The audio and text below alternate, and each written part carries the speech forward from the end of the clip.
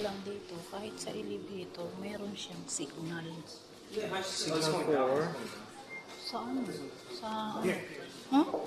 Sasakay pala tayo. Maganda dito kasi ito daw. Meron siyang signal na internet.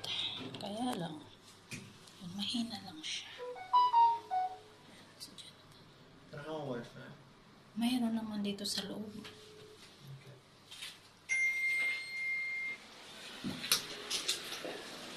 Kahit kaya dito sa labas mayroon pa rin.